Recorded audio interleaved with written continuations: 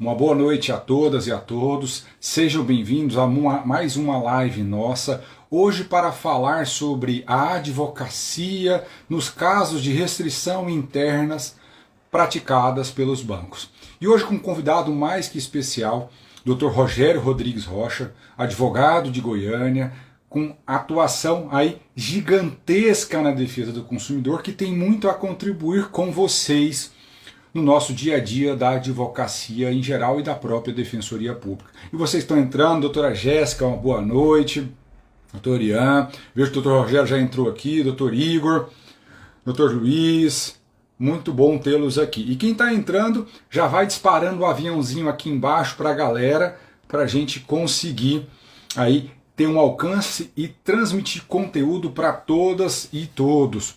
Para ver se está ok o som. Como é que está? O doutor Rogério está entrando. Boa noite, doutor Rogério, seja bem-vindo. Boa noite, doutor Homero. É um prazer, uma satisfação participar dessa oportunidade de falar com tanta gente que ajuda a construir uma advocacia consumerista mais forte, mais sólida. E eu estou aqui à disposição para contribuir no que eu puder e me sinto muito feliz e honrado com o convite. Se me permite até apresentá-lo com um pouco mais de calma, né? A gente estava introduzindo aqui a live, mas o doutor Rogério, além de um grande amigo, né, de infância, né, doutor Rogério? A gente se conhece, eu acho que eu nem lembro mais, a gente está ficando velho, né? É um brilhante advogado, tem uma história linda na advocacia goiana, uma pessoa que tem formação na área consumerista, foi presidente da Comissão de Defesa do Consumidor da OAB de Goiás, hoje é conselheiro, né, estadual, então uma pessoa extremamente qualificada e tem muito a contribuir com o trabalho de vocês, advogados e advogados, principalmente os jovens advogados que têm dificuldades de ingressar no mercado. A gente sabe que a advocacia não é fácil, mais de 1.300.000 inscrições na OAB, e cada vez mais difícil. Então, só os bons que conseguem se destacar. E o doutor Rogério é um exemplo de um advogado que começou ali, né, devagar, e hoje é uma potência de advogado. Ele e o doutor Humberto, também irmão, que trabalham juntos. E a doutora Lívia Matos aqui. Boa noite, doutora Lívia. Seja bem-vinda também. Doutor Rogério, para a gente aquecer, fala um pouquinho mais aí da sua advocacia, como é que você começou essa trajetória até chegar onde você está, e depois a gente entra diretamente no assunto da advocacia de restrição. Acho que a sua história é muito inspiradora, por isso que eu peço que você compartilhe com os colegas. Eu vou agradecer muito todas essas palavras honrosas, né, e a gente não é que é meio suspeito, não, mas como a gente se conhece há muito tempo, desde criança, desde menino, e a gente sabe um pouco um da história do outro, e eu também tenho muito orgulho da sua trajetória, doutor Romero, né? Lembro de quando o senhor ficava estudando muito para alcançar um lugar de muita relevância, como alcançou a Defensoria Pública do Mato Grosso, né? Mato Grosso do Sul, aliás, e àquela altura a gente já tinha assim, a ideia de que grandes desafios nos aguardariam ali nos próximos anos, né? A vida adulta trouxe para nós a possibilidade de enfrentar muitas situações difíceis, né? Mas também ter a satisfação de trabalhar com o que a gente gosta, com o que a gente ama, né? E a minha história é muito parecida com a de muitos, com milhares de outros advogados, né? Eu tive o prazer, né, e o privilégio de ser criado por dois advogados, meu pai e minha mãe, né? Mas a minha mãe não advogava, só meu pai, e a minha advocacia nasce, né? Eu nasci no meio jurídico, meu avô era magistrado, eu tenho um tio que era desembargador, então é uma família que tinha relativamente uma tradição no direito, e a advocacia foi então enfrentada pelo meu pai no início, lá em 80 e 79, mas a parte curiosa, Homero, você sabe disso, é que a minha advocacia nasce quando a advocacia do meu pai morre, né? Quando o meu pai, infelizmente, não pode continuar trabalhando porque ele adoeceu na época, em 2009, e eu trabalhava no escritório de advocacia, comecei a estagiar em um outro escritório, em 2005, né? E antes disso eu trabalhei com meu pai no escritório dele também, tirava extrato no fórum, ia para o fórum com ele, acompanhava aquela vida de advogado de balcão. Eu acho que a nossa geração pegou isso, né, Homero? A gente pôde trabalhar em todas essas mudanças que o direito oportunizou para a advocacia, para a sociedade em geral nos últimos 30 anos, né? De um processo físico, suado, difícil, de sistemas arcaicos, a uma possibilidade de trabalhar hoje no Brasil inteiro da sua casa, né? Então, eu acompanhei todo esse processo também, a nossa geração acompanhou isso, os mais idosos mais ainda, nessa ideia de se adaptar ao novo, ao que é moderno, ao que nós estamos fazendo aqui agora, Homero, que há 2 anos atrás a gente não fazia, né? Ou tinha muita dificuldade em fazer. Então, eu trabalhei no escritório de advocacia que advogava essencialmente para bancos. A demanda era uma demanda muito grande, era crédito imobiliário, busca e apreensão, execução, enfim, eram ações que reiteradamente eram propostas em grande escala e que àquela altura, como eu fazia o papel de estagiário, eu acompanhava, vivia aquele universo e tinha curiosidade também de saber o outro lado. Falei, nossa, mas é um volume grande de ação, é uma possibilidade grande, né, que esses advogados que trabalham tanto a favor quanto contra os bancos têm de prosperar. Então eu me inspirei naquela altura em advogados jovens, advogados que tinham ali 35, 40 anos e andavam de carrão, e eu achava aquilo lindo, maravilhoso, eu achava inspirador, e é realmente inspirador, né? E tinha, então, a vontade de descobrir um pouco. Então, quando o meu pai adoece em 2009, o escritório dele fechou, e aí eu precisei abrir o meu. A gente precisou abrir o nosso. E a gente abriu o escritório, essencialmente trabalhando com o direito do consumidor, né, com relação de consumo, com a construção de teses, com a construção de ideias, com muita curiosidade, né, Alberto? Porque advogado é curioso, né? Você desempenha um papel na defensoria de receber muito bem as pessoas que procuram defensoria, com mais variados problemas, né, com áreas bem definidas de atuação da defensoria. A gente sabe que chega um caso lá que eu sei que chega para você, como chega para mim, que deixa a gente curioso. Nossa, como é que eu vou resolver isso? Como eu vou tentar? Então eu comecei advogando nesses casos que eu sabia que aconteciam, que eu tinha já observado, e um dia chegou um colega no meu escritório com uma dúvida processual, olha só, e isso foi em 2012, ele estava com uma dúvida em uma execução. Ele tinha lá ganhado um processo, uma indenização, mas não sabia como proceder para receber, e ele tinha um dinheiro já depositado, e ele não sabia se pedir para expedir alvará, para levantar um incontrovérsia, então ele peticionava para eles complementarem e tal, e eu fui ver o processo, folhei o processo, era um processo físico, folhei, e falei assim, ô Vitor Hugo, o que é isso aqui? Ele falou, olha, isso é uma ação de fila de banco. Eu falei, fila de banco? O que é isso? Ele falou, não. Essa é uma ação que meu irmão propôs, o irmão dele era advogado, né? E ele tinha ficado mais de 20 minutos na fila de banco. A lei municipal de Goiânia determina 20 minutos em dias, todos os dias, aliás, e a exceção são vésperas ou após feriados prolongados, 30 minutos. E ele propôs essa ação e recebeu a indenização. Aquilo startou em mim uma oportunidade. E aí eu comecei a pensar como eu poderia, naquele momento, naquela circunstância, dentro das possibilidades limitadoras que a advocacia também impõe a todos nós, como eu poderia, então, ter uma ação dessa. 2, 10, 100, 1000 até, por que não? E aí eu realmente virei um pouco da chave que eu já tinha virado, porque eu já tinha montado meu escritório, mas a partir daí a gente começou a trabalhar essencialmente o direito do consumidor. E é uma rotina, em que pese os assuntos serem, em tese, um pouco parecidos, mas é uma rotina muito, muito diferente, muito dinâmica, as coisas mudam muito rápido, né?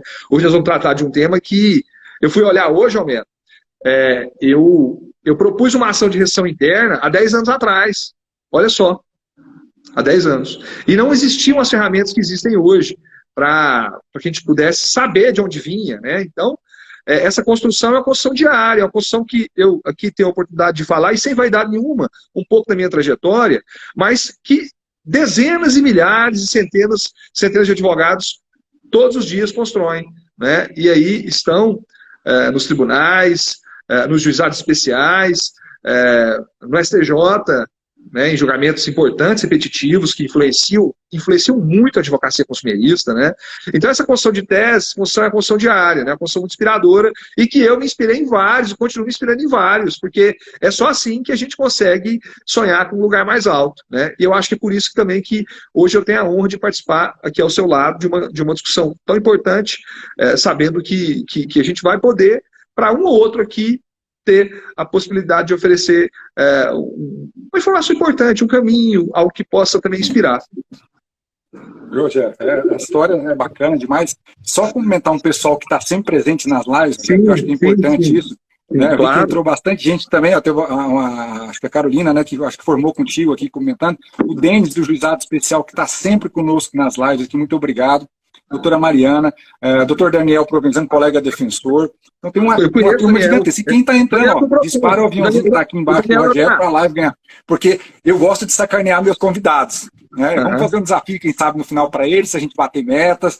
Quem sabe ele fornece um modelo de petição. Vamos tentar com ele. Vamos ver se ele consegue bater meta. A gente consegue convencer o doutor Rogério aí a voar o aviãozinho. Então, assim, a doutora Lívia, a doutora Karine também, tem gente do Brasil inteiro, viu, Rogério? Eu acho que é fantástico isso, porque eu estou com um curso em andamento de Direito Bancário e, por incrível que pareça, eu acho que eu tenho 3 ou 4 alunos de Mato Grosso do Sul. O restante é do Brasil afora, é Nordeste, Norte, Sul, Sudeste, todo lugar. É impressionante como, inclusive entrou aqui, né, a doutora Ciniele Guinardi, agora estou lembrando, porque é abreviado o nome dela, aluna também do nosso curso, então assim, tem gente do Brasil todo. É muito interessante isso, é muito bacana, é muito rico, e isso que você falou, da importância dessa transição, né? Se você vem do físico, eu venho do físico também, e se adaptar às realidades. Porque o que é interessante? Como o Roger contou, ele é muito simples para falar tranquilo, mas a verdade a história dele é muito maior do que isso.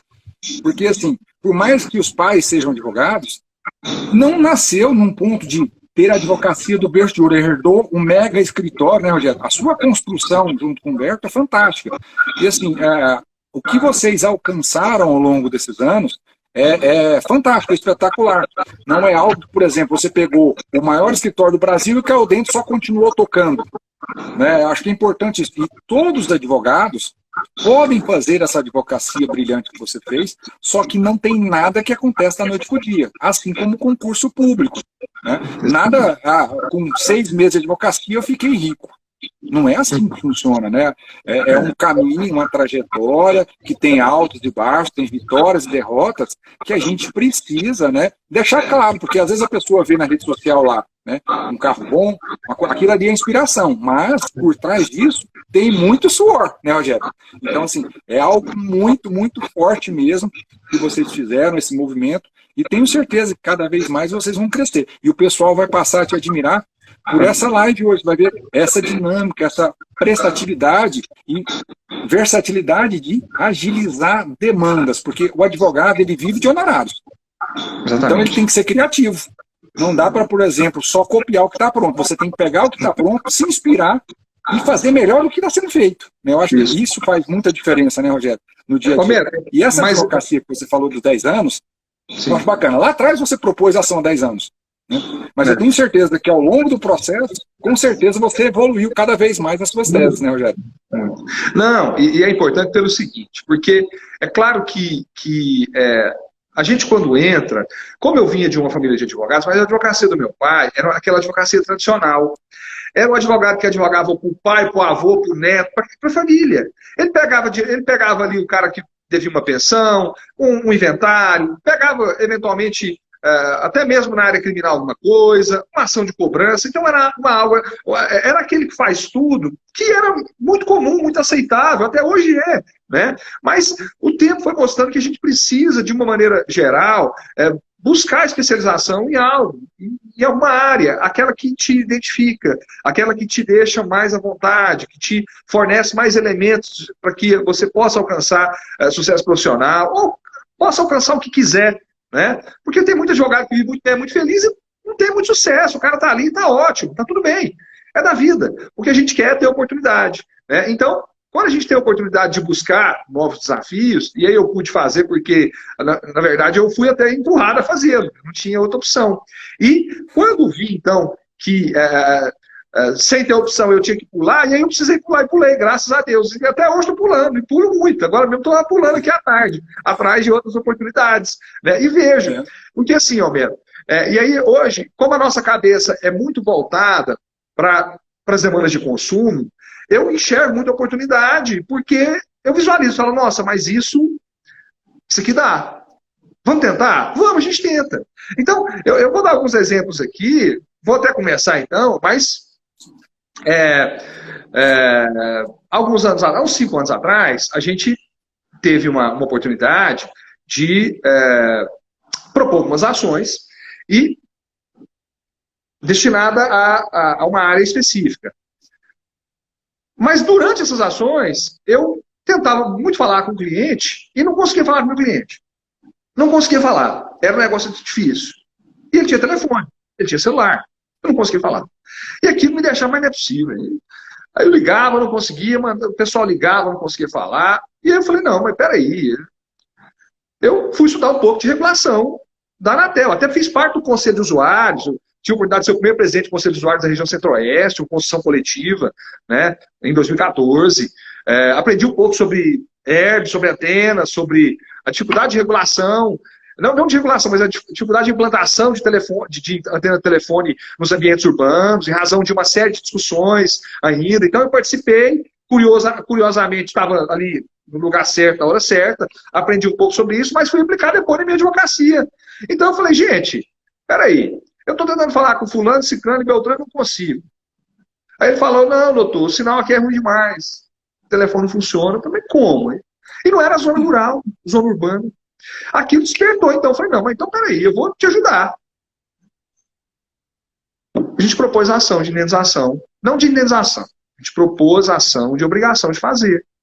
Contra a operadora de telefonia que exigia, que vendia um serviço e não entregava nada daquilo.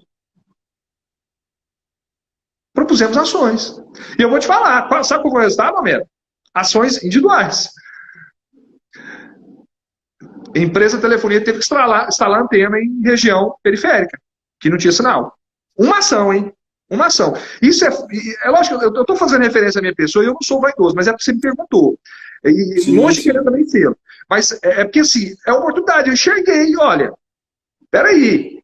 Mas a ação dizia o seguinte, olha, eu fui atraído e nós somos atraídos pela extensa publicidade que é promovida por esses grandes players do mercado, que atraem invariavelmente todos os consumidores, grande maioria. Nós estamos aqui refém de 4 operadoras, agora 3 que venderam a Oi, venderam a Oi móvel, né? Mas enfim, nós estamos aqui com um serviço que é muito ruim, mas que na propaganda é ótimo.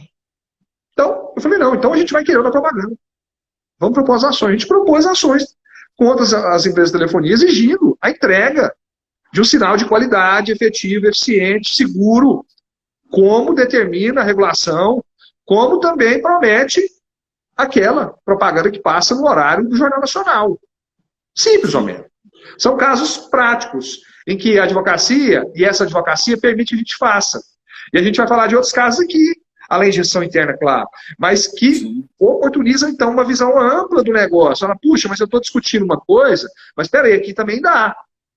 Então, eu tenho o costume de falar, Homero, para quem atua nessa área, para quem está começando, então, eu acho que certamente tem alguém aqui que vai não é um conselho, mas vai ouvir o que eu vou falar e vai, quem sabe, despertar sobre algumas questões. Mas dentro de casa tem muita ação para propor. Dentro de casa tem muita ação de consumo. Dentro de casa. A gente tem muita ação. E aqui eu não estou a dizer que nós temos que propor ações e ações e ações sem fundamento, nada disso. Mas se fosse levar o pé da letra, o judiciário dava conta de julgar. Por quê? Porque o sistema, aliás, os fornecedores brasileiros são ruins, são péssimos. O sistema é muito ruim. E aí, as agências reguladoras fazem um papel pior ainda, porque são dirigidos por gente do mercado. Gente que saiu lá da empresa de telefonia, está lá. no conselho da Anatel, presidindo a Anatel, o diretor do plano de saúde saiu do plano de saúde, está lá na ANS. Então é difícil a gente construir, ou então exigir de um Estado que ele cumpra o papel que tem que cumprir, quando os agentes, nesse meio tempo, não, infelizmente, prestam o serviço que deveriam prestar, né? Rogério, você tocou num ponto interessante, até o tema nosso é restrição interna. Olha que interessante, eu tenho falado muito sobre isso, né? O pessoal fala assim, advocacia consumerista acabou, não tem demanda. Gente, isso é conversa furada. Problema de relação de consumo nós temos todo dia, e é algo que nunca vai acabar. Quem estuda um pouco mais sabe que consumo é imanente ao ser humano. Nós, no passado, há muito tempo, nós tínhamos o consumo gratuito de alguns bens da natureza, mas nós consumíamos, como os primatas. E o consumo foi se evoluindo, por quê? O ser humano foi inventando produtos, serviços, e com isso ganhando dinheiro. E, consequentemente, o volume de consumo aumentou. E, consequentemente, mais consumo, mais problema tem. Ainda mais no Brasil, como você colocou. Que tudo foi feito para não funcionar. Né? Parece que tudo conspira para isso. Eu já participei de algumas agências, algumas reuniões. É um setor assim que é complicado, é difícil falar porque não funciona mesmo. Então a gente precisa, como advogado, corrigir a rota para isso. Eu tenho muita tristeza porque às vezes o judiciário não dá a repercussão que aquele caso deveria ter para ter o caráter preventivo. Isso. Seria muito bom, diante, por exemplo, de um recurso repetitivo, que você, diante de uma falha, procurasse aquele fornecedor como advogado, falar, você errou, tem um repetitivo sobre o assunto, vamos fazer acordo aqui e matar o processo? Tem empresa que até hoje, diante de um repetitivo, insiste em não cumprir nada.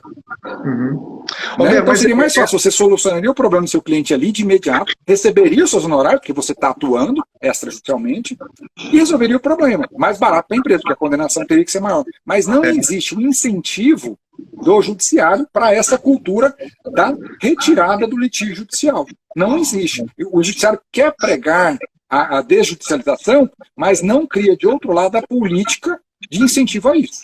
Não sei se você pensa desse modo, né? Não, assim, a gente até tem algumas nomenclaturas de advogado para esse tipo de política, até do judiciário. Né? Eles criam nomes, olha só, eles criam até eles criam situações extremamente desfavoráveis para a advocacia. Por quê? Agora mesmo esses dias saiu notícia aí, que até a recomendação de parar de falar de advocacia predatória, como se fosse a advocacia algo que viesse a fazer com que o judiciário, que já não funciona a contento, né, parasse de funcionar em razão do volume de problemas. Porque se 1% dos problemas de consumo fossem judicializados, o judiciário dava conta. E hoje, né, Rogério? E hoje, nas estatísticas do CNJ, demandas de consumo estão sempre no topo. Quando não é o primeiro, é o segundo lugar. Isso. Normalmente é o primeiro. E ainda nem aquele remédio amargo, não mesmo. Porque assim, se fosse um remédio amargo, aí tudo bem, mas não. Aí a ideia do judiciário é, infelizmente, entender que existe dano até certo ponto. Mas propor mutação? Não tem mais. Criar, então, ferramentas a gente chamava aqui, é o princípio da tesoura judiciária. Né? Muito comum juizados, né? Não só juizados, mas agora com o IRDR, com o IAC, com os repetitivos. É difícil porque até mesmo algumas teses do STJ são ambíguas. Ela fala que pode e fala que não pode. Você fala, mas como é que fica isso aqui? Né? A aplicação é difícil. Né? Então, o sistema, infelizmente, ele não favorece a uma interpretação clara e objetiva, até mesmo dos comandos judiciais. Porque se fosse, se fosse aqui, e aí quando eu falo disso, eu dou um exemplo seguinte. Gente, o Estado, quem é o maioral, se a gente pudesse falar? É o Estado. O Estado é o Estado. Nós estamos aqui por ele, para ele, e ele por nós. Né? Mas o Estado brasileiro dá exemplo. A União não dá exemplo. Os governos não dão exemplo. Os municípios não dão exemplo. Então, quando o fornecedor de fora vem para cá, ele fala assim, nossa, mas por exemplo, as empresas de telefonia todas são de fora. São grupos de fora. Os bancos, de fora. Né? A maioria deles de fora. E aqui é um paraíso dos caras, porque eles falam assim, nossa, mas aqui tá bom demais, tem muita lei, tem regulação, é muito difícil, mas vale a pena demais. Vale a pena transgredir, vale. Então, vale a pena deixar o cara na fila do banco 2 horas e pagar uma indenização de 5 mil para 2 mil, 3 mil, vale. Porque eu não vou contratar caixa, eu não vou pôr banheiro, eu não vou pôr água para ele beber, nada. Com a pandemia, melhorou um pouco esse cenário, né? Mas, e até, eu não sei como é que é o problema. Aqui em Goiás melhorou um pouco. Goiânia, aliás, né? Melhorou um pouco. Mas eu estou dando um exemplo de que as filas, melhorou em tese. Aliás, vamos excluir aqui, por exemplo, a Caixa, né? Que o auxílio emergencial fez que todo mundo fosse para lá e tem a fila na fila. Que o cara faz a fila fora da agência, uma fila dentro da agência, eles não sabem nem o que é, chega lá e entra na fila, e fica lá, as pessoas não perguntam, fica lá, tem horas. Aí é assim, entendeu? Então essa construção nossa é para chamar a atenção desse também. Falou, você não pode, você tem que saber disso aqui. Né? Então quando ele chega e quando o fornecedor brasileiro chega, ou de fora, chega e vê esse cenário, fala, não, mas é aqui que eu quero ficar. É aqui. Agora mesmo a Oi foi vendida, foi loteada, né? Assim, muita gente não sabe como vai ser, tal, a gente também ainda tem muita dúvida, né? Mas o que a gente sabe é que o serviço não vai melhorar como deveria melhorar. Estão falando de 5G, tem lugar que não tem 3G direito, sabe, Almeida? Então, assim, eu acho que passa um pouco por esse panorama. Quando a gente quer tratar de um tema específico, a gente pode até tratá-lo, mas a gente precisa falar no contexto, porque senão não adianta. Precisa. Porque tem tudo a ver, Rogério. Isso que você está falando, e a gente está discutindo aqui sobre que eles chamam de litígio predatório, tem reflexo também nas restrições internas, porque assim, quando a gente pega o estudo estatístico de pessoas endividadas no país, né, hoje se fala de mais de 70 milhões de pessoas endividadas, não estou falando de superendividados, endividados. Os endividados, dentro desse nicho, nós temos vários que já estão numa situação já de inadimplência. Isso. Ou que pagaram, e aí a gente entra já diretamente no assunto de restrição interna. Então, alguns pagaram, mas pagaram com atraso, a obrigação. Né? E tem uma série de outras situações. Às vezes pagaram uma dívida que estava prescrita, porque não sabia. Então, tem uma série de situações que vão ter reflexo aonde? Na restrição interna, que a gente vai entrar agora nela. E muita gente, sabe, Rogério, uma coisa que eu gosto de começar, que muita gente tem dificuldade, porque é a prática. A gente pega manual. Eu tenho dado aula de direito bancário e eu tenho lido muito livro de direito bancário. Ele não ensina nada da prática. Se eu não camelar, lendo jurisprudência, tentando, quebrando a cara, e vai, acerta e erra, e vai, aquela tentativa e erro, você não acerta. Essa que é a verdade. Os livros de prática, com devido respeito aos autores, pelo amor de Deus, longe disso, né? Até porque eu não escrevi nenhum livro sobre isso, então mas assim, não contribuem para o dia a dia do advogado ali na ponta do balcão, como diz o outro, né? Então dificulta muito. Então, às vezes a pessoa, nós estamos falando de restrição interna, mas o advogado que está começando, ele não sabe nem onde olhar e onde está essa restrição interna. SPC, Serasa, onde que eu olho essa restrição interna? Então fala um pouquinho para ele sobre isso, onde consultar a chamada restrição interna, né? Tá, eu até coloquei do lado aqui, que é o seguinte, a restrição interna é aquela situação, isso aqui, lógico, não é uma definição conceitual de ninguém, é uma definição prática, né? Mas, na prática, é aquela situação onde o consumidor, com nome limpo aonde? No SPC e Serasa. A gente precisa diferenciar primeiro SPC, Serasa, Boa Vista, do Sisbacen, né? SPC, Serasa e Boa Vista, SPC e Serasa, vou falar os dois, que são sistemas, são os dois sistemas mais conhecidos. Eles são sistemas que estão à disposição do mercado para fazer com que aquele fornecedor consulte os dados cadastrais, o CPF do consumidor que vai comprar, para saber se existe alguma pendência em seu nome, alguma dívida. É isso. Basicamente é isso. Esses cadastros foram... É uma criação do mercado. Essa é 100% do Piniquim, né, originalmente brasileira. Um sistema fantástico, porque os bancos aqui têm, sem dúvida, uma capacidade tecnológica muito avançada, né? Então, essa criação oportunizou ao mercado uma possibilidade de aferição se aquele consumidor tem ou não um histórico, ou um bom histórico, ou naquele momento ali, se ele está devendo uma loja de calçado, se ele está devendo banco, se ele deve a empresa de telefonia. Então, SPC e Serasa e Boa Vista são sistemas que são aderidos por federações, por escritórios de advocacia até, por bancos. Pela loja da esquina, ela pode se associar à CDL, à Câmara de Direito Logista, e incluir o nome de alguém que comprou e efetivamente não comprou. Até mesmo os mascates que vendiam de porta em porta, Bíblia infantil, Enxoval, tinha muito aqui na região de Goiânia, os caras saíam batendo de porta em porta, vendendo carnezinho, quando não pagava, incluía o nome. Então, esse sistema foi feito, claro, para trazer segurança para o mercado, né? E é legítimo, ótimo, excelente, né? Ao passo que o Sisbacen, que é um sistema de informações internas do Banco Central, é um sistema que existe há muito tempo também, mas que durante muitos anos foi de muito difícil acesso. Por que difícil acesso? Porque ou você ia ao Banco Central pessoalmente, e nós não temos Banco Central em todas as capitais, se não me engano são 10, 12, né, nas maiores, Brasília, São Paulo, Rio de Janeiro, Fortaleza, enfim. Ou você encaminhava uma solicitação, tinha que reconhecer firma, era uma canseira, era algo dificílimo, né? Mas, de alguns anos para cá, houve, então, com essa sistematização de processos, de informações, até mesmo de governo, porque esse sistema é um sistema de governo, houve a possibilidade de fazer essa consulta aqui, na tela do computador. Então, o sistema do Banco Central é um sistema criado e que já foi equiparado a sistema restritivo, isso é entendimento do STJ, lá de 2014, de que o Sisbacen também é equiparado ao sistema restritivo SPC e Serasa. Ou seja, se o meu nome está incluso no Sisbacen, e essa inclusão faz com que eu não consiga efetivamente contrair um empréstimo, fazer um financiamento, ou realizar alguma operação de mercado, operação de crédito no mercado, eu tenho sim a possibilidade de, com base nessa informação, propor uma ação no judiciário para buscar não só a retirada, mas também a indenização. Então, essa equiparação trouxe à tona um universo de consumidores inestimável. Estimável sim agora. Se tem 70 milhões devendo, 65 milhões estarão no Sisbacen.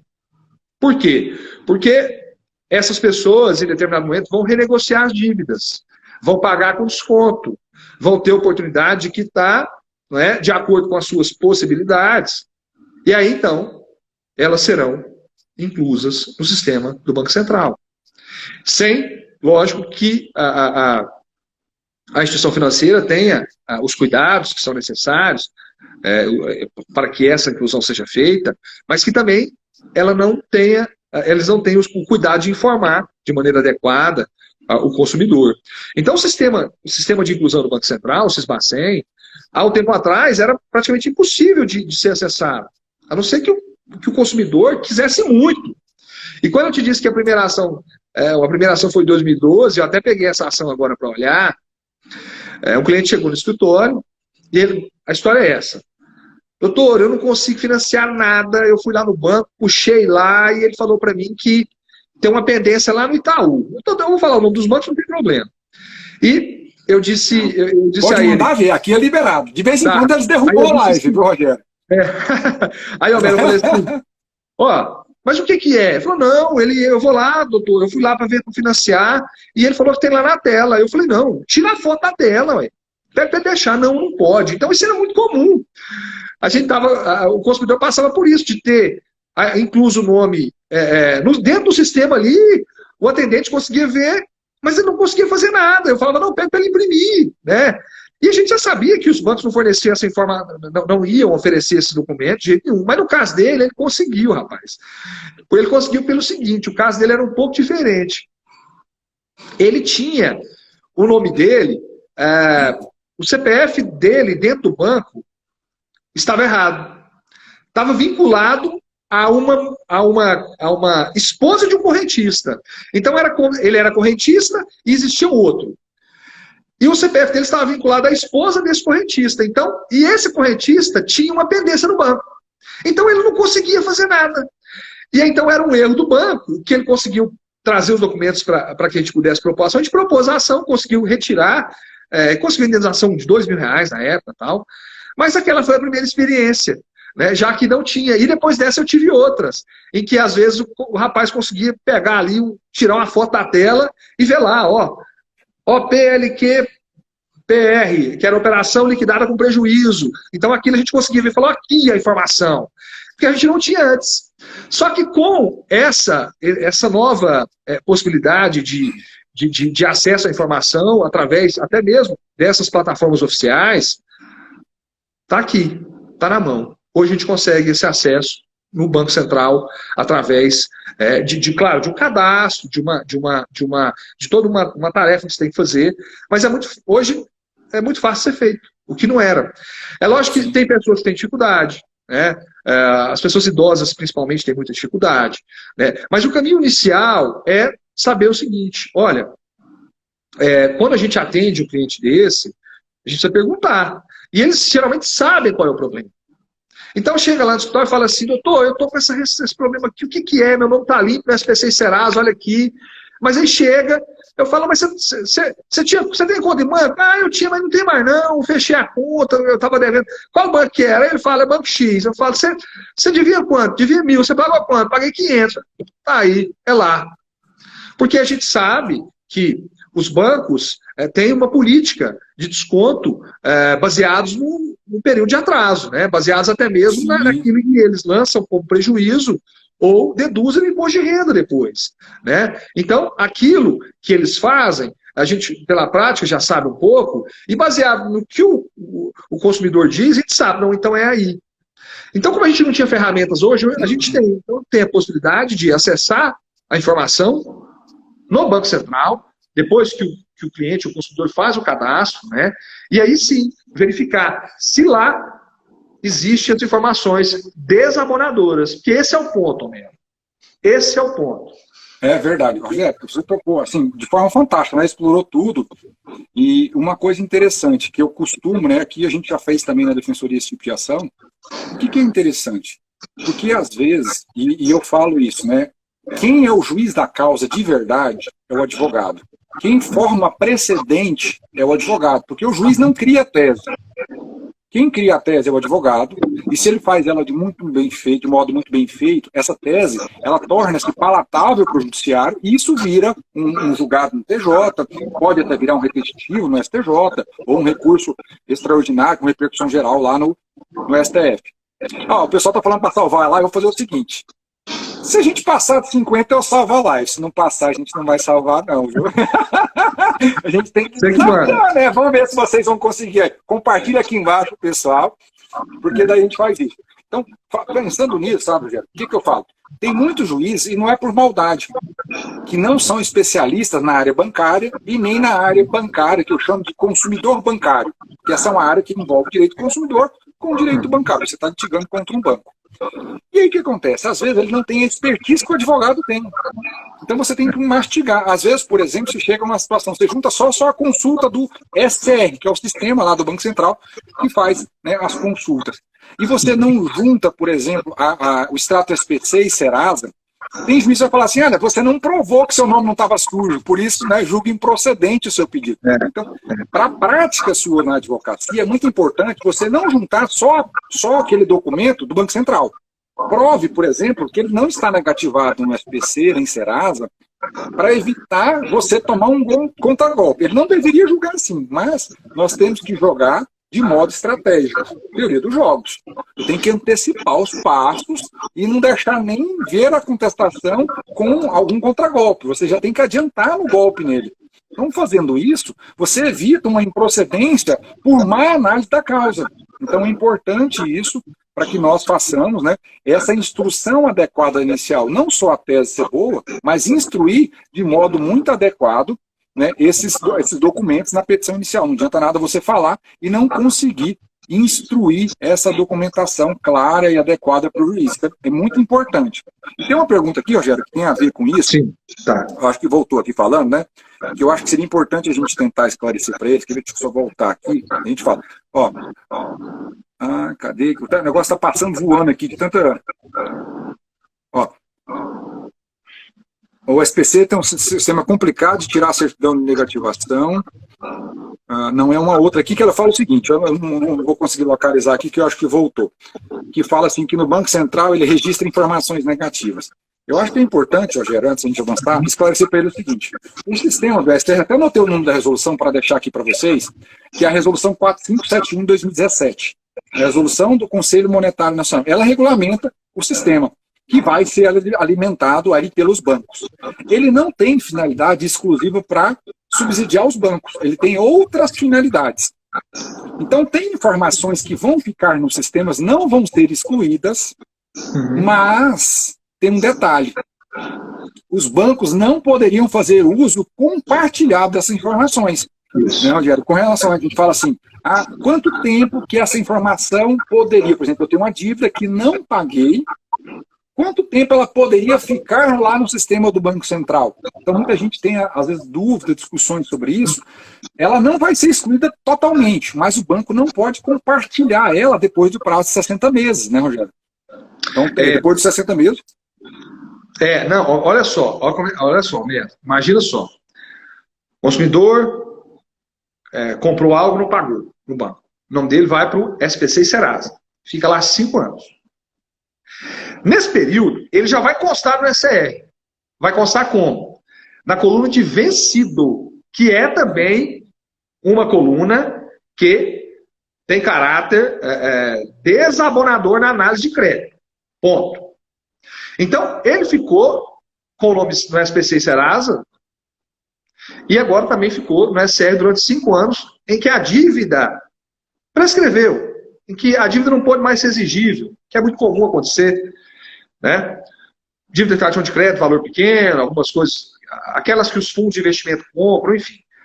Só que quando ela sai da coluna de vencida, ela vai para a coluna de prejuízo, e aí ela pode ficar 5 anos. Então, acaba que, em alguns casos, a depender de como é que o procedimento administrativo do banco trata essas questões, o não pode ficar até 10 anos na SCR. Entre prejuízo, entre vencido e prejuízo. Então, imagina que o consumidor devia, o nome dele ficou 5 anos no SPC e Serasa. Venceu ontem. De hoje, até daqui 60 meses, 5 anos, como você falou, o nome dele vai constar na coluna de prejuízo. Então, no SR também são 5 anos. São 5 anos a partir desse lançamento do banco, que varia muito.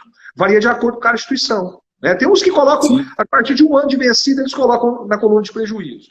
Mas é claro, é preciso saber claramente e ter informação. Não adianta a gente falar sem ver, logicamente, aquilo que a gente consegue enxergar de imediato quando a gente tem acesso a documentos. Então, no SR também são 5 anos.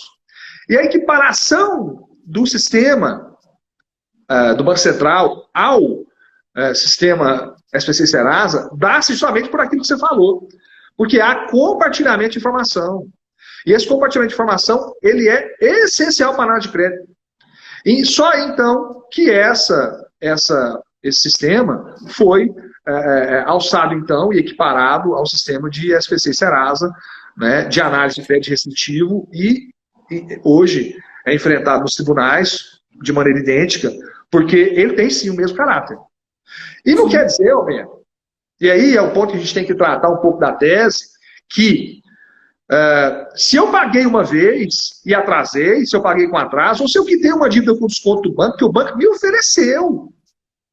Não quer dizer que aquela informação que está lá, de prejuízo, tem o condão de me desabonar a minha conduta daqui para frente. Eu posso ter passado um momento difícil. Agora você imagina, Alberto, nessa pandemia. Imagina esses 70 milhões que estão pendurados no SPC e Serasa. Esses 70 milhões não vão pagar as contas que estão sendo exigidas. Eles vão pagar com desconto. E todos eles serão, invariavelmente, a não ser que mude essa política de inclusão, serão alçados ao sistema de informação de crédito, SCR. E aí também terão a oportunidade, claro, de... Mas é claro também, Almeida, preciso ser um parênteses, que existem situações que o consumidor, por exemplo, fez acordo com o banco, quitou com desconto e consegue financiamento. E consegue comprar. Existem. É uma minoria, mas existem sim. Mas a grande maioria não. A grande maioria não consegue ter acesso a crédito. Por quê? Porque essa informação desabonadora, discriminatória, faz com que ele seja visto com maus olhos, como se ele fosse um mal pagador. Olha, então você atrasou um dia, você vai atrasar o resto da sua vida? Não, não é assim. A vida é dinâmica, as coisas são dinâmicas, o mercado é dinâmico. Então, essa política de discriminação, as escuras, e aí até mesmo a nomenclatura chamada de lista negra. Lista negra dos bancos, né? Exatamente, a lista negra, né, comumente chamada, nasce disso, porque era algo totalmente escondido, algo que a gente não conseguia ter acesso. Hoje, com a possibilidade de fazer o cadastro aqui pela internet, né, é possível ter acesso às informações e aí sim escolher o melhor caminho. Propor ação que for melhor. Até, Rogério, isso que você tocou no assunto, né, de fornecer ou não fornecer crédito, mesmo com essa história, né, a história creditícia que ele tem, eu até separei um julgado do STJ aqui para comentar com o pessoal, que é interessante, né, é o REST 732189. Ele fala o seguinte, ó, ocorrendo a inadimplência por longo tempo, ainda que contornada posteriormente através da transação que abateu a dívida, natural que haja um abalo no status, que é a história do cadastro positivo, para você ter um scoring alto, né, ali embaixo. Só que vem o STJ e complementa, olha que interessante. Só que extrapola, no entanto, essa faculdade, o bloqueio de talonário de cheque fornecido àquele correntista. Então, o fato dele ter ficado inadimplente um período não significa que, doravante, daqui em diante, ele vai permanecer. Então, o banco também tem limites, tem uma proporcionalidade na conduta do banco. Ele não pode analisar, por exemplo, por uma dívida vencida e não paga no prazo, se, por exemplo, eu estou com o meu score 900, aí não paguei uma, ele abruptamente corta tudo, então também ele não pode partir da presunção de má-fé daquele cliente. Então é importante a gente ter essa cautela também de analisar, mesmo nesse contexto que a pessoa teve um atraso no pagamento, a viabilidade de ação no caso concreto. E isso aí tem que ser muito caso a caso, né, Rogério? A advocacia de massa disso aí, tem muitas causas para se fazer, mas tem que ser analisado caso a caso, porque senão dá com burros na água, né, Rogério? Não, e ainda tem um detalhe também, né, Homero? Assim, o banco não é obrigado a oferecer crédito para ninguém, oferece para quem quiser, né? De maneira geral, as negativas são nesse sentido, porque o banco, lógico, não vai produzir prova contra ele, né? Mas com as ferramentas de hoje é possível a gente ver, é possível a gente saber, né? Mas é uma liberalidade. Aqui em Goiás tem uma lei. Tem uma lei que fala o seguinte: o fornecedor é obrigado a explicar por escrito as razões do indeferimento do crédito. É letra morta. Ninguém faz isso. As pessoas dizem, mas se exigir, o que a loja de departamento vai falar? Não, o seu perfil não se enquadra no perfil que a loja que tem a partir de agora. E é legítimo, tá tudo certo. O que ela não pode fazer e ela não vai me dizer logicamente isso nunca, o que ela não pode fazer é me discriminar em razão de uma informação desamoradora lá no SCR, de uma dívida que eu paguei com desconto que ele me ofereceu. Não é possível. Né? Então, essa construção, lógico que ela é feita caso a caso mesmo, mas de maneira geral, é importante que a gente tenha a percepção disso. Né? E existem alguns casos em que o consumidor, com uma pendência, até mesmo no SR, consegue sim crédito. Né? Mas a grande maioria não consegue. E agora tem um fenômeno recente, que recente eu digo de 10, 15 anos para cá, muito recente para o direito até, mas que são os financiamentos imobiliários. A explosão dos financiamentos imobiliários fez com que esse universo de pessoas que essas classes que antes não tinham acesso, e aí essa também é uma construção de de quase 20 anos, né? A partir da expansão do mercado, da facilitação de acesso a crédito, a consumo, a cartão de crédito para classe C, D e E, né? A esse boom todo, essas pessoas não existiam mesmo. Essas pessoas não tinham a possibilidade de vir para o mercado. E hoje elas têm. A partir do fomento, lógico, dos bancos, com muito apoio do governo, claro, né? Dos governos. Então, essas pessoas vieram. E, invariavelmente, perdão, em muitos casos, a gente às vezes falava de educação financeira, mas as pessoas não têm educação básica. E se não tem educação básica, como é que eu vou exigir que esse sujeito, que esse cidadão, saiba consumir de maneira correta? Então ele ganha um cartão de crédito. Pessoal, Rogério, eles estão perguntando aqui a questão vou colocar para eles a resolução aqui, está no nosso chat, o pessoal está perguntando, a 4571. Tá. Para colocar aqui. Viu, Rogério? Mas é isso que você falou, a falta de educação na defensoria em público, então, Rogério, você não tem noção o tanto que a gente tem de pessoas com essa situação, né? Do analfabetismo funcional. Então, isso piora muito todo o contexto, até do ponto de vista probatório, das discussões, a pessoa não tem a sagacidade de, na hora do atendimento ali, se for o caso, gravar, porque às vezes uma gravação seria fundamental, porque o gerente às vezes te informa o motivo, ó, não vou fornecer por causa disso, mas ele não te entrega por escrito. Então, se ele tivesse com essa sagacidade, seria bom demais, né? Homero, e aí um detalhe, até na parte prática aqui, para poder, quem sabe, direcionar alguém, o seguinte, qual a ação propor? Qual é a ação que foi proposta? Boa. Olha, assim, a gente pode pensar, gente, lógico, é uma ideia, é uma construção de todo mundo, eu vou dar algumas ideias, imagino que os colegas tenham outras também. Pode ser uma ação de obrigação de fazer, pura e simples, obrigação de fazer. Uma ação declaratória de inexistência de débito, pode ser, ou uma ação de indenização. Pode ser todas essas em uma só.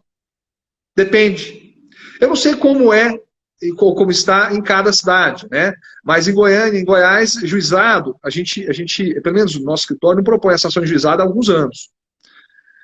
Por quê, Homero? Porque houve no juizado, houve, infelizmente, mas essa é uma tendência nacional, não é só exclusividade de Goiás. Houve uma minoração das indenizações. Eu estava olhando sentença aqui hoje, há 10 anos atrás eu tinha sentença em caso de negativação de R$12 mil. Hoje 3. Aí, será que melhorou de lá para cá? Não, piorou. Será que o poder de compra do brasileiro recrudesceu tanto assim? Recrudesceu muito, mas as indenizações diminuíram a custa de quê? Né? A custa de um fortíssimo. E o pior é o seguinte, Rogério, e do outro lado, a empresa diminuiu o capital econômico, o aporte econômico, porque é um dos critérios. Está operando em prejuízo, está fechando loja? Não. Mas então, é isso. Então, quando a gente faz um comparativo, a gente vê que os juizados, pelo menos nesse contexto, ficaram extremamente desfavoráveis para a advocacia. Mas aí vamos para a vara civil. Vara civil tem o quê? Custas. As custas de Goiás são as custas mais caras do país. São absurdas, horríveis. Inibem o acesso à justiça. E essa é uma luta da OAB Goiás agora, é uma luta do presidente Rafael Lara. Eu estou aqui como conselheiro falando disso também. É uma luta nossa. Porque todo mundo tem que acessar a justiça. É dever do Estado garantir acesso à justiça livre. E, claro, não impor barreiras e condições intransponíveis. Até mesmo para concessão de assistência judiciária. Mas essa é uma discussão para outra live. Mas então... É gigantesca, né? Mas então, Homero, nos juizados não são mais, pelo menos aqui, atrativos para essa ação. Porque não tem esse começo. Rogério, assim, eu vou até te interromper, porque na verdade eu sou uma pessoa que, com devido respeito aos juízes leigos, pelo amor de Deus, gente, mas eu sou contra o sistema de juizado, porque assim, o que aconteceu?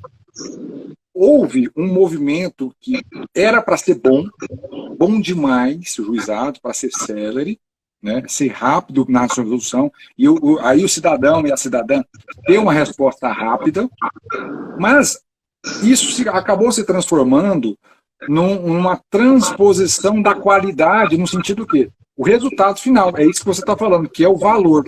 E eu não estou falando assim, olha que eu, como defensor, eu não ganho honorários, mesmo que eu tenha sucumbência, eu não ganho.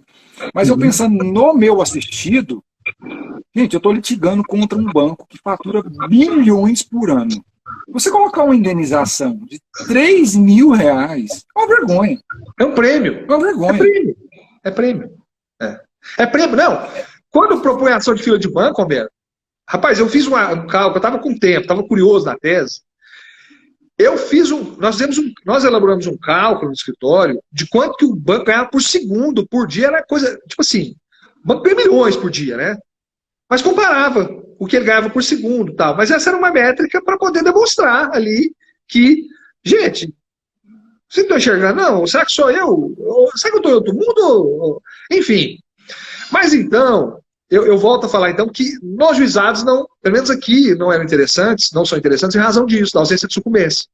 Porque tem situações em que o juiz pode julgar parcialmente procedente e não te dá indenização. E nessas causas, eu não sei como são em outros lugares, existem várias possibilidades de cobrança de honorários, claro, mas em grande parte delas são feitas no êxito. E quando são feitas no êxito, basicamente o advogado precisa muito que a ação seja próspera, precisa muito ganhar o processo. Né? E quando você ganha um parcialmente procedente no juizado, só para falar, não, tira o nome do SCR, você trabalhou de graça. Faz parte do jogo? Faz parte do jogo. Mas é preciso mensurar isso também, se para o seu histórico vale a pena. Né? Então, com essa dificuldade, às vezes, do juizado, a vara cível é, então, um caminho que tem que ser procurado, lógico, né, na medida de cada advogado, de cada tribunal, né, na realidade de cada um, né, para que seja possível, então, uma resposta melhor. Né? Até porque o que a gente via nas turmas recursais em Goiás, aqui, é um absurdo de indenização de 10 mil baixar para 3, de 5 para 2, de 2 aumentar para 3. Então aí você fala, meu Deus do céu, mas aí o advogado morre de fome. Não dá. Né? Então. Rogério, essa questão da indenização, o pessoal está comentando aqui que fala, não sei quem que é, FCF, XF. Eu nunca vi o mesmo fato ter indenização X no juizado e XY na justiça comum. Eu vou dar o exemplo, né? Isso acontece constantemente, pelo menos aqui em Mato Grosso do Sul é assim. Negativação indevida, como você colocou. Se eu entro na justiça comum, nos assistentes da defensoria, que são uma maioria paupérrimos, diante da lógica do enriquecimento sem causa, né, que eu não entendi esse pressuposto. Eles criam isso, mas eles criam os nomes, não mesmo. Eles criam, né, doutrinadores, né, eles... Aí fixa 5 mil. Né? Algumas situações chegando a 10. E o juizado é 3 até no máximo 5. Se chegar a uma indenização no juizado de 10 mil, nossa, meu Deus, tem que tirar leite de pedra. A gente fala aqui para pôr no quadro, para tirar foto, pôr um quadro na parede. Né? Mas essa é uma realidade de coisa de 5 anos, viu, Homero? Assim, pelo menos aqui, né? Mas eu acho que essa é uma tendência nacional. Né? Diante de ciclo, tem hora que está muito bom, né? E depois dá uma caída.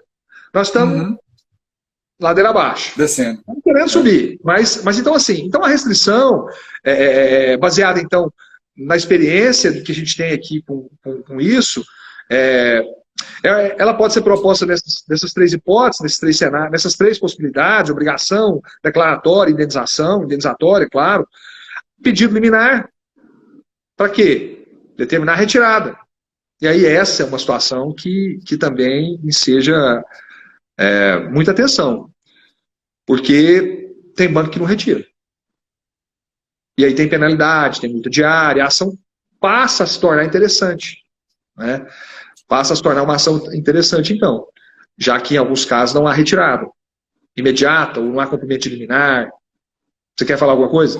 Rogério, eu quero até te perguntar, você já pegou algum caso desses de restrição interna em que, na verdade, o encaminhamento, que assim, a resolução do Conselho Monetário Nacional, ela fixa obrigação para a instituição financeira, é importante deixar isso, não é porque a instituição quer mandar para lá, ela tem a obrigação normativa de encaminhar todas as informações ali de operações, individualmente acima de R$200, quando é abaixo de R$200, ela manda em bloco, né? Ela não manda individual. Então, acima de R$200, ela tem que mandar as informações individualizadas. Só que, assim, às vezes tem informações que não eram para ser classificadas, por exemplo, como vencida, e foi. Você já teve alguma situação, por exemplo, em que você pegou lá no SCR que a informação estava diversa da realidade do cliente?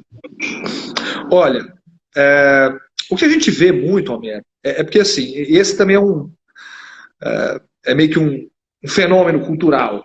Né? A gente avalia isso hoje, depois de tratar com tanta gente. As pessoas, em muitas situações, elas não lembram. Não lembra. Não lembra quanto pagou, não lembra quanto foi, não lembra nem se receber, lembra.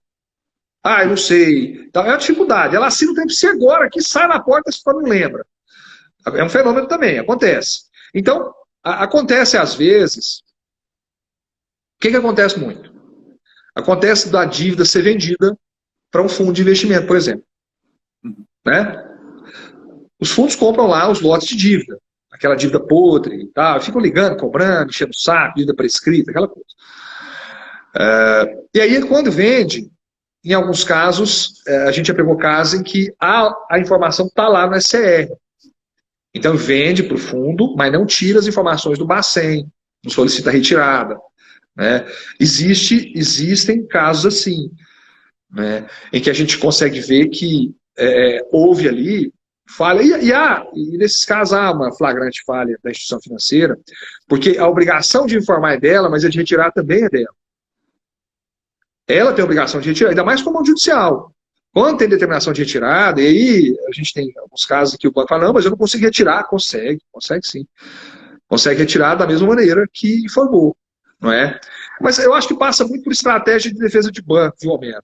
Como você mexe com isso, você dá aula disso, você sabe. Né? Depende muito de onde cai também. Né? Porque eu, como trabalhei para banco lá atrás, eu sei que existem escritórios e escritórios que tomam conta desses processos. Né? Escritórios que não são tão bem remunerados, né? Para aquele volume de ação, para aquele volume de processo. Então, um olhar, às vezes, mais cuidadoso, um olhar mais profundo nos casos, fica um pouco difícil, o que para nós é o cenário ideal, né? Que também faz parte disso, a gente avalia que tudo faz parte desse jogo, sabe, Homero? Porque em muitos casos o advogado conta com isso também. O advogado conta com isso. Quem está aqui me ouvindo certamente contou com isso alguma vez. Nossa, mas a defesa não vê nada, tal. E às vezes o banco tem subsídio, mas não consegue oferecer a tempo, não faz, porque é desorganizado, porque ganha dinheiro demais, de todo jeito, de todo lado, não consegue se organizar. Nós estamos agora com os bancos digitais, Romero. Com muito problema. Você não tem agência para ir, cara. Como é que vai ser? Como é que está sendo?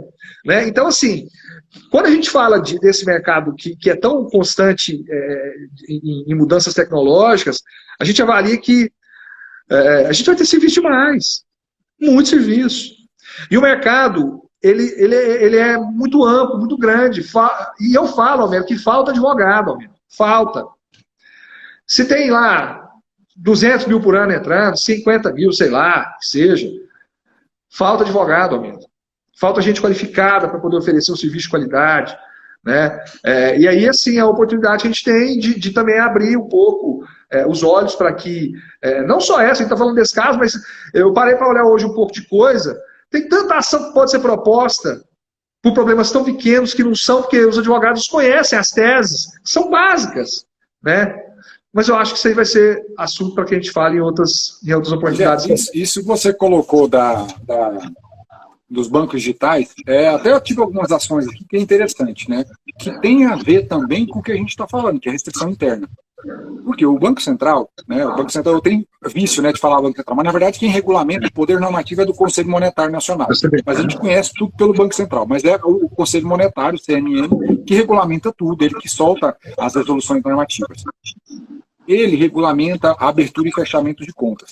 O banco não é obrigado realmente a manter conta, ele pode encerrar a conta, mas ele tem que observar um procedimento para isso. O que acontece muito na prática, porque contas digitais, a grande maioria delas são de pessoas de uma classe econômica mais baixa. Temos, lógico, aquelas contas digitais com porte maior, principalmente quem faz aplicação na bolsa, porque aí tem aqueles bancos digitais. Isso. Mas tem, por exemplo, vamos dar um exemplo aqui no Nubank. Mas ficou, né, Brasil afora, ter conta digital. Mas o que eles fazem? Da noite pro dia, desliga a sua conta. Como diz o outro, né, cancela a sua conta. Mesmo tendo dinheiro na conta, olha que detalhe, você não consegue sacar, porque não tem mais agência, nunca teve agência, mas perde o convênio, você não tem onde realizar o saque, sua conta está encerrada, você não tem como falar com o gerente, porque é uma dificuldade danada, e esse filão é feito porque não há esse trabalho da instituição financeira de respeitar essa organização que é imposta pelo Conselho Monetário Nacional. E aí é um outro nicho que pode ser atuado, que tem a ver, porque às vezes o banco está cancelando a conta de modo legítimo, porque lá na consulta dele no SCR, de fato a pessoa está com o nome extremamente sujo, né? O score está lá embaixo e não convém mais ao banco. Ele pode até fazer isso, desde que ele cumpra as formalidades. Então, esse é um nicho também que é importante a gente analisar, buscar, por exemplo, atender o cliente, verificar como é que está a situação dele no SR, porque tudo isso envolve restrição interna. E às vezes a pessoa não se liga por isso. E aí tem o dano moral pelo constrangimento de encerrar. Eu tive um caso aqui, que era o seguinte, ele era um estagiário, ele ganhava bolsa auxílio. Olha que interessante. E aí, bolsa auxílio. Só que esse bolsa auxílio dele era para quê? Para pagar a energia da casa que ele morava aqui, que ele morava numa república. E aí ele ficou privado disso. E aí ele não conseguiu pagar a conta de energia. Aí recebeu a notificação, ficou mais de 15 dias tentando negociar com o banco para resgatar o dinheiro que ele tinha lá da bolsa auxílio, não conseguiu. Na defensoria, nós notificamos essa pessoa, né, essa instituição financeira, essa pessoa jurídica, para que ela restabelecesse a conta e entregasse o dinheiro de volta. Não responderam, sequer responderam o ofício. E aí, o que aconteceu? Ação indenizatória, obviamente. Né? Entramos com a ação, ele não queria mais, ele não tinha interesse em manter a conta lá, então entramos só com a ação indenizatória em razão e a restituição do valor que ele tinha lá, porque tinha um dinheiro na conta. Então entramos com isso.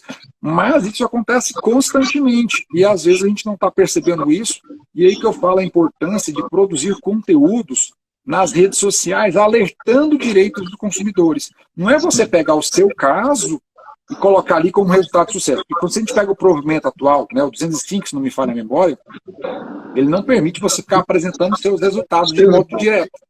Mas você pegar aquele caso como uma inspiração para você produzir um conteúdo educacional, isso atrai cliente. Então, o advogado tem que saber lidar com a rede social. Né? Eu acho assim, eu vou te falar, eu até comentei com você, esse é um universo novo, Homero, se a gente parar para olhar aqui, os advogados com mais de 20 anos, com 30 anos, decanos, muitos pararam de advogar porque eles não conseguiram acompanhar a evolução do direito, a evolução do sistema, de tudo. Meu pai foi um exemplo, meu pai não, ele adoeceu na época, mas antes disso ele estava só na máquina, até 2009, já tinha processo digital em Goiás. Então, é isso. E Instagram, TikTok, as ferramentas disponíveis, elas estão aí para serem utilizadas. É preciso, mais do que nunca, discutir essa regulamentação que veio do Conselho Federal, depois de muita pressão da advocacia, é de tanto advogado cansar de apanhar em tribunal de ética em razão de denúncia por captação de clientela, por essa criação, por essa conduta que foi criada, na verdade, lá atrás, na verdade, uma ideia de que a advocacia tem que viver na escassez, que a advogado tem que viver com pires na mão, esperando vir um cliente aqui cair do céu e você não, meu amigo. Nós precisamos construir algo real, atual. A advocacia está cansada de apanhar porque quer trabalhar. Isso é um absurdo, isso é uma vergonha. Sabe? E é claro, essa função tem que ser feita dentro das OABs, dentro de todos os tribunais que são competentes para discutir isso, do Conselho Federal. E essa advocacia nova que está aí, Homero, tem advogado que tem uma OAB há 2 anos, e o cara está arrebentando com rede social, e eu acho maravilhoso. E eu quero que tenham milhões desses aí. Porque não é possível que todas as profissões, em seu tempo, puderam avançar de acordo com a modernidade, só a advocacia que não. Fica nessa conversa que a advocacia, tem que ser sóbrio, então, tudo bem, a gente vai ter a sobriedade que é característica da profissão, que é característica do direito, mas é preciso enxergar que o mundo é outro, que a advocacia é outra, que a advocacia que meu pai fazia lá do avô, do tio, do filho, não existe mais. Que hoje existe um mercado aí que está aberto para que os advogados possam trabalhar e que essas restrições e imposições, elas são cruéis com a advocacia. Elas matam os advogados, elas enfraquecem a advocacia. Até porque vai perguntar lá para quem advoga para os bancos, para as seguradoras, se eles querem que os advogados parem de entrar com as ações. Vai perguntar para quem está no mercado se não é interessante que os advogados continuem prospectando ideias, porque a advocacia nasceu para isso, ela vive disso. Vai falar com quem está mexendo com tributário, construindo tese tributária, e suando, morrendo em tribunal, porque quem está lá não estudou a matéria é igual a matéria de consumo. Esses juízes, esses desembargadores, ministros, não estudaram isso não. Eu não estudei, foi optativo, eu formei em 2007. A Constituição consumerista é uma Constituição de 30 anos. Homero, a CLT fez 80 e poucos anos agora. Direito do trabalho lá atrás era discriminado. Nós temos um presidente da OAB hoje que orienta a advocacia trabalhista. E a advocacia trabalhista foi durante muitos anos objeto de deboche. Por quê? Porque advogado trabalhista mexe com esse trem. É isso, a advocacia consumerista passa por isso hoje. É uma construção. E eu me sinto orgulhosíssimo de fazer parte disso, cara. É verdade, você está certíssimo. Não tenho nenhuma vergonha de falar da minha área de atuação em razão disso. E igual ao meu trabalho, tem milhares de outros advogados honrados que estão aí construindo teses, construindo trabalho, né? Às custas de muito suor, de muita dedicação e de muita inspiração mesmo. Entendeu? Então, quando a gente fala de advocacia nesse aspecto, até mesmo para falar de quem vai atrás de nós sobre isso, até os colegas que se inspiram, é por isso. É porque a gente tem que construir mais coisa. Se a gente for falar aqui mais 1 hora, a gente vai falar de mais 10 coisas. Ó, isso aqui dá ação.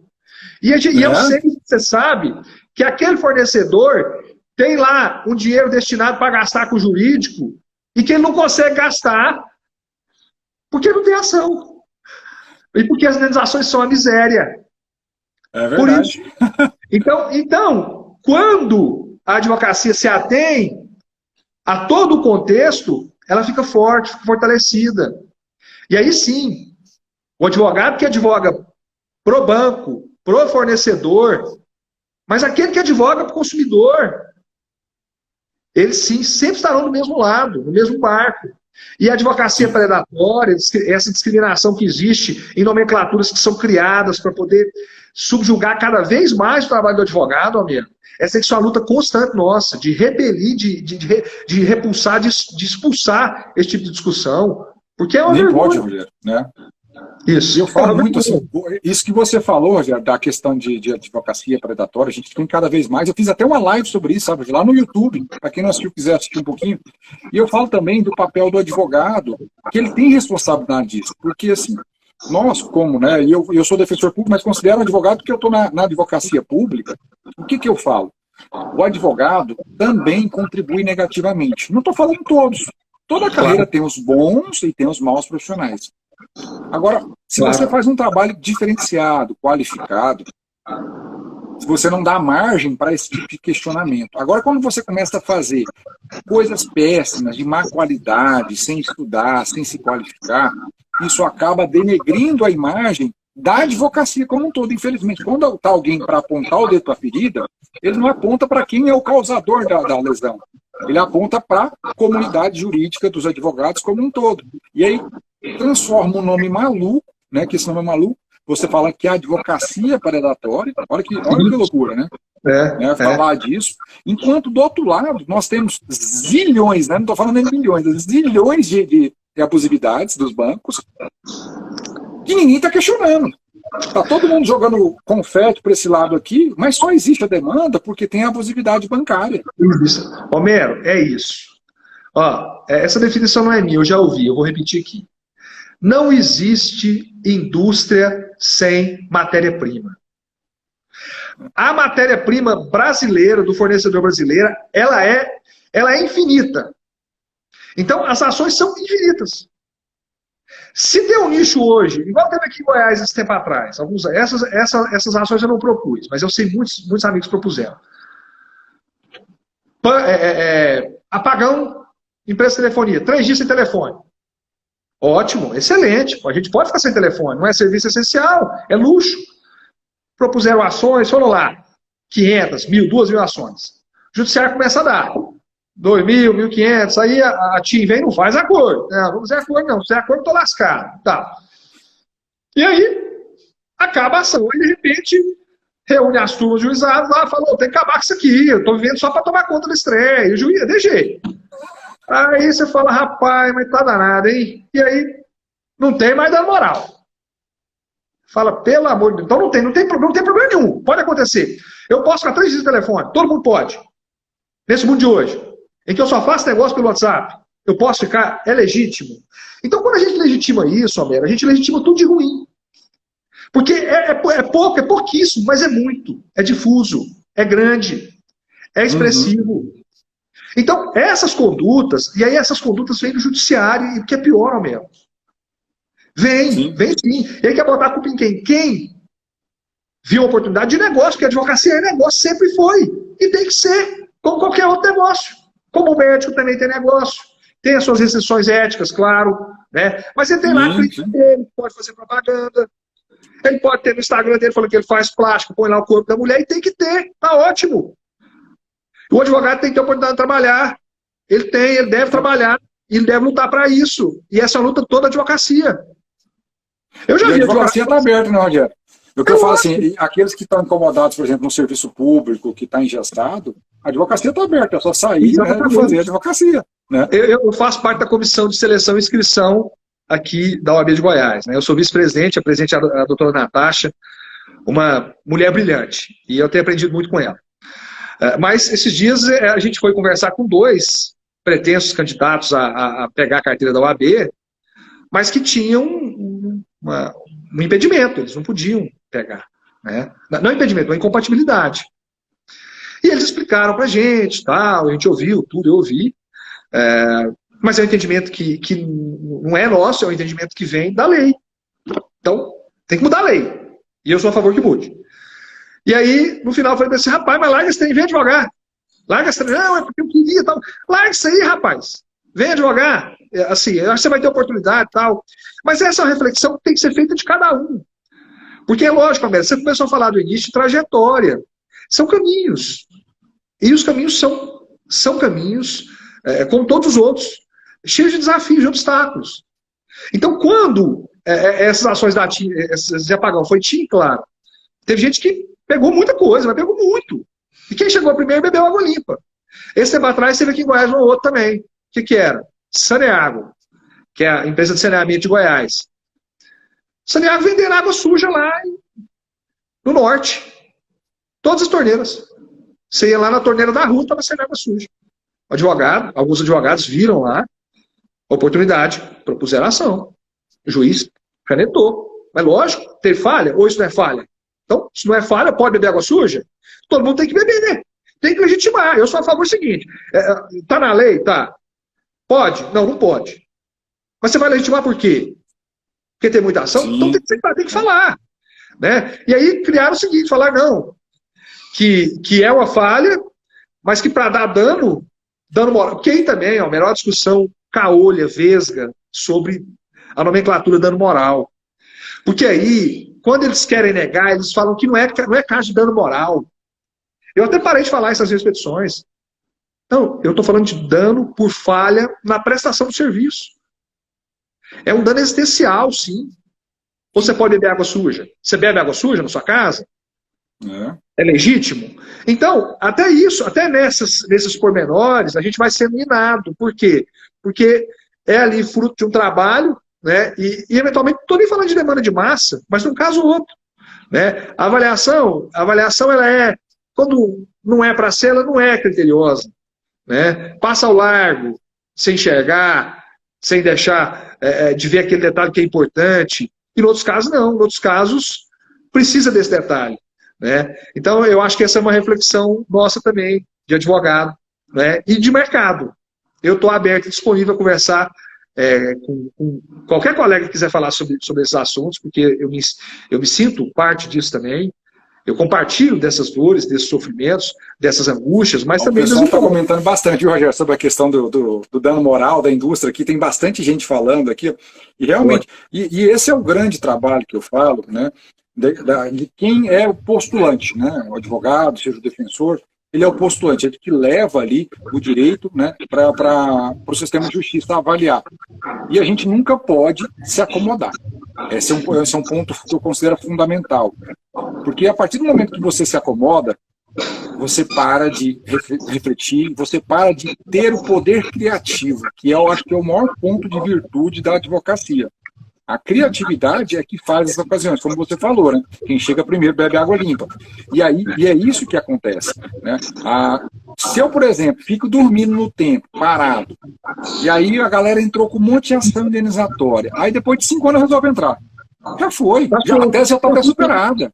O judiciário já fechou as portas, então eu tenho que estar o tempo inteiro renovando o meu conhecimento, estudando.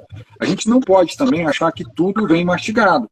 Importante de dicas práticas é importante demais, mas o trabalho de reflexão, de analisar, e eu falo, tornar expert, você é um especialista em demandas consumeristas, isso te facilita a ter um poder criativo. E eu falo, cada vez eu estudo direito bancário, mais insights eu tiro de possibilidades de ação. Né? Eu tenho muita gente que tem uma visão extremamente negativa, por exemplo, da lei de superendividamento. Ela tem suas falhas, eu concordo que tem, mas, de outro lado, a parte preventiva dela, na minha visão, nós temos um horizonte a explorar no judiciário, porque é um novo marco legal que pode mudar posições já consolidadas. Mas depende de quem? Do juiz? Não, depende do advogado, depende do defensor, que vai levar a nova demanda extremamente fundamentada. Eu também acho. E aí eu dou um exemplo, isso aqui eu estou trabalhando e espero que isso consolide, eu tenho que cada vez mais falar disso, sabe, Rogério? Porque assim, contrato bancário que não tem taxa de juros. O que o STJ faz? Súmula 530. Aplica a taxa média de mercado. O que é a taxa média de mercado? É um absurdo, já é altíssima. Né?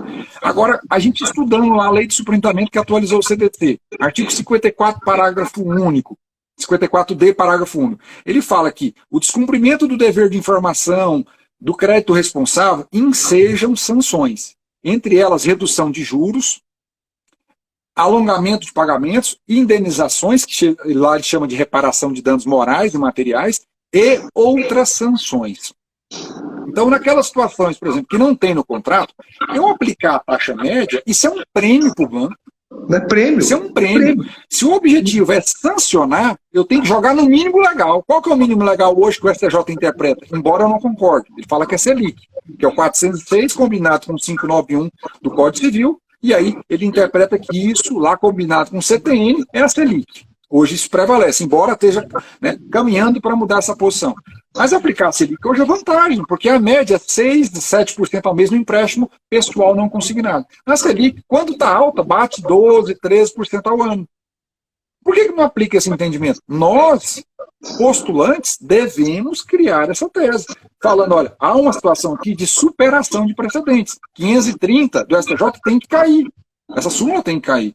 Então a gente precisa começar cada vez mais a explorar essas janelas normativas para construir novas teses. E aí depende do advogado que está verticalizado no estudo daquilo. Você, na área consumirista, verticaliza o estudo em cima do tema.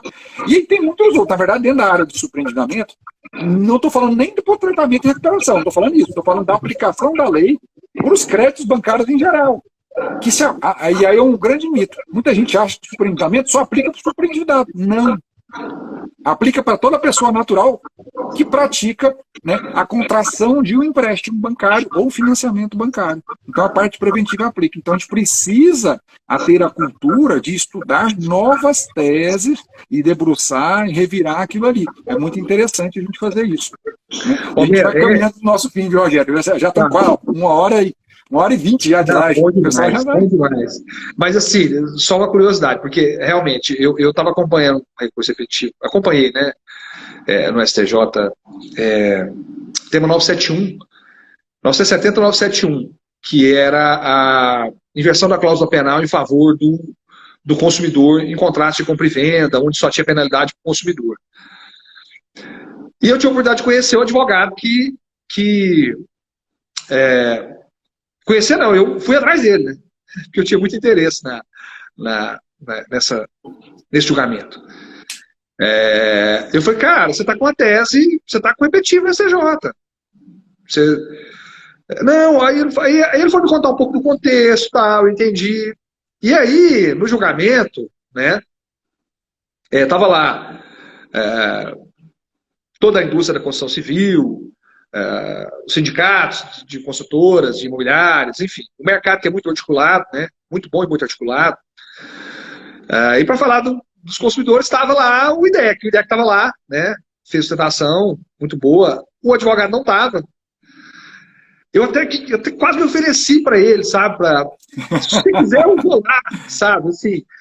Mas foi muito legal, mas eu disse para ele, cara, é um momento único, você construiu algo, é um processo seu. tô falando que você construiu a tese, não, mas é o seu que tá lá, todo mundo vai ver. Né? Esse cara, assim, ele tem alguma coisa. Né? Enfim, eu falei, dei parabéns para ele, chama Paulo, de Brasília. Dei parabéns para ele, conversei com ele, tal, porque essa, sem dúvida, é não é o ápice, mas é um caminho muito vitorioso, muito orgulhoso dessa trajetória.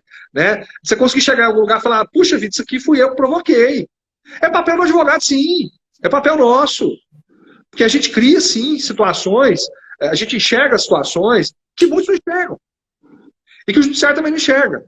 E a gente precisa cada vez mais ter atenção nesses casos. Olha só, Homero, Lei Geral de Proteção de Dados.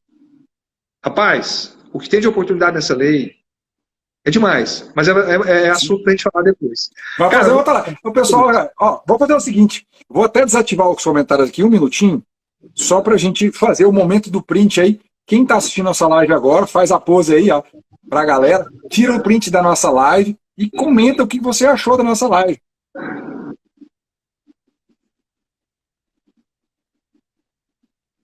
E aí, quem sabe, dependendo da quantidade de compartilhamentos, a gente faz outra live, eu vou chamar o Dr. Rogério para falar conosco aqui. Porque foi uma noite fantástica, de muito aprendizado, viu, Rogério? Eu só tenho a agradecer a sua participação aqui conosco. Foi muito bom, tenho certeza que o pessoal adorou. Não, eu também tô muito feliz, é uma oportunidade nova que eu também vislumbro, e muito inspirado em você. A gente fala muito de inspiração, né? Rapaz, eu estava conversando ontem com um advogado, que foi no meu escritório, e ele falou assim, rapaz, e a gente às vezes não sabe, Homero, a gente não sabe. Ele falou, olha, eu só advogo nessa área tributária porque um dia eu estava no escritório e o advogado falou para mim, eu me inspirava nele. Você vê, o cara hoje é muito bem sucedido, então a gente tem muita inspiração em vários e vários colegas valorosos. Eu tenho vários aqui, que eu cumprimento, que me chamam pelo nome, e eu me sinto orgulhoso até. Agora mesmo mandou uma mensagem para mim aqui, parabéns pela exposição, que é o doutor Ezequiel Moraes, professor Ezequiel Fantástico, Moraes. Né? Autor de obras, né? Autor de obras, doutrinador, né? Uma pessoa que eu tenho muita estima, muito apreço. Então, assim, a gente se inspira em vários, sabe, Homero? E nesse universo, eu me inspiro em você. Não só por já te conhecer, te admirar, conhecer seus pais, seu irmão, sua esposa, seus filhos, mas por ter também visto que a partir do que você oferece, do que você oportuniza para os advogados, para as pessoas que têm a possibilidade de ouvir algo que é relevante na nossa área de construção, eu também comecei a enxergar isso. E eu te agradeço demais a oportunidade, eu quero fazer mais, quero participar mais, e me coloco à disposição. Estou muito feliz por isso, muito feliz mesmo. E é bacana porque você tem muito a entregar, porque assim, a gente não convida aqui para discutir, Rogério, quem não tem a agregar. Você tem muito a agregar para a advocacia, para o jovem advogado. E eu falo jovem, tá, pessoal? Não é no sentido discriminatório, não. O jovem advogado é aquela pessoa que está há pouco tempo na advocacia. E o jovem advogado pode ter 70 anos, tá? Não é aquela pessoa que tem 23 só, não. O jovem advogado é aquele que começou agora. E também é aquele que está desmotivado, que acha que a advocacia dele não decola. Então, assim, a gente precisa ouvir pessoas que têm essa felicidade radiante na fala, né? Essa empolgação com a advocacia, porque eu acho que isso é importante. Se a gente não tiver empolgação com aquilo que a gente faz, com certeza nós não conseguiremos produzir resultados satisfatórios. Porque eu fazer algo com raiva e que eu não gosto é a pior coisa que existe. E você faz isso com alegria no olhar, no falar, isso é muito importante. Eu acho que isso é fantástico para conseguir resultados. E isso acaba transbordando para o seu cliente. Porque o cliente se sente confiante com o que você está falando, com o que você está fazendo. Isso é muito bom. E eu agradeço muito por você ter contribuído hoje aqui com o nosso Instagram, trazer essa experiência. Novas, né, oportunidades surgirão, com certeza. Eu estou num período crítico aí de... As olheiras não me deixam enganar, né? Não ando dormindo mais.